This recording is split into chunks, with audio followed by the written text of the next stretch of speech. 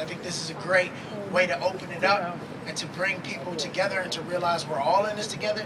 But yeah, I just want to make that very clear that it's a longer fight of, you know, because even when I was in high school, which is I'm going to talk about when I do this poem, you know, I never felt engaged in high school because you're not civically engaged. You learn miscellaneous dates and facts and trivial tests, like what came first, the War of 1812 or the Indian and French War, and then you graduate and then you work in this building, right? You never learn critically why things happen.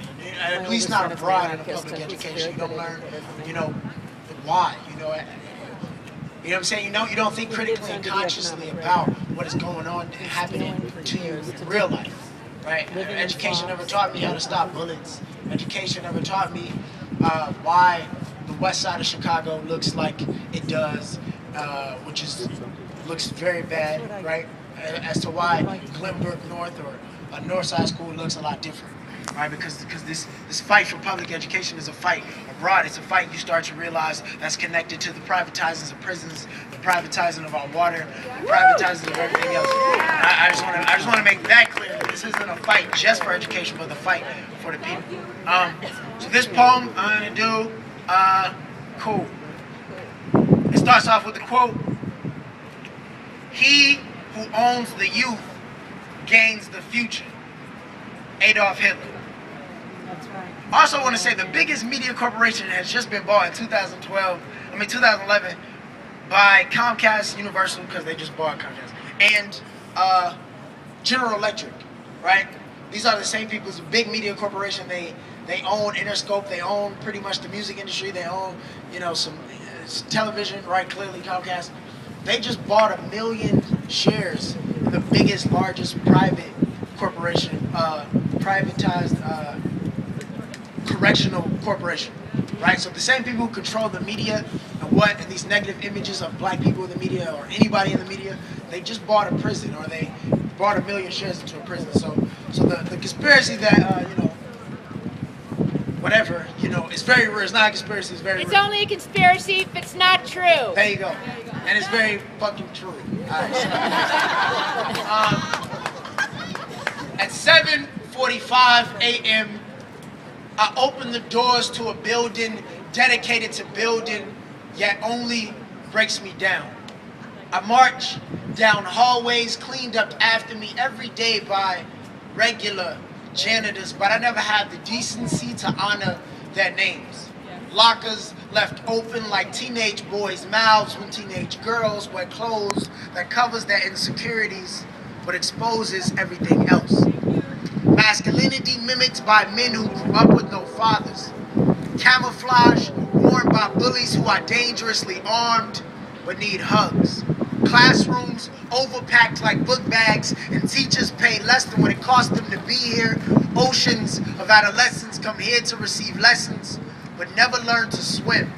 Part like the Red Sea when the bell rings. This is a training ground. My high school is Chicago, diverse and segregated on purpose. Social lines are barbed wire. Hierarchy burned into our separated classrooms, free to sit anywhere but reduced to divided lunch tables. Labels like regulars and honors resonate. This is a training ground. Education misinforms.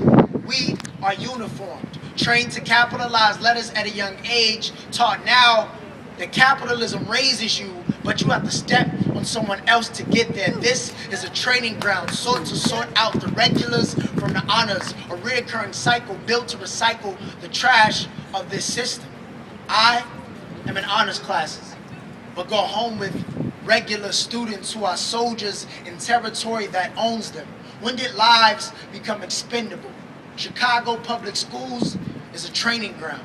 CPS is a training ground centered on personal success. CPS is a training ground, concentration on professional suits. CPS is a training ground.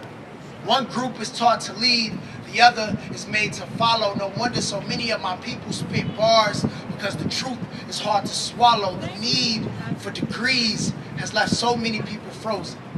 I had a 1.9 GPA. Got drunk before my ACT and still received the 25. Now tell me how I'm supposed to act. Homework is stressful. But when you go home every day and your home is work, you don't want to pick up any assignments. Reading textbooks is stressful. But reading does not matter when you feel your story is already written, either dead or getting booked. Taking tests is stressful. But bubbling in a Scantron does not stop bullets from bursting. Our direction has not changed. When lawyers and businessmen sit on our boards of education in Chicago, only one teacher sits on that board. Now tell me, what does that teach you? I hear education systems are failing, but I believe they are succeeding at what they're built to do, to train you, to keep you on track, to track down an American dream that has failed so many of us all.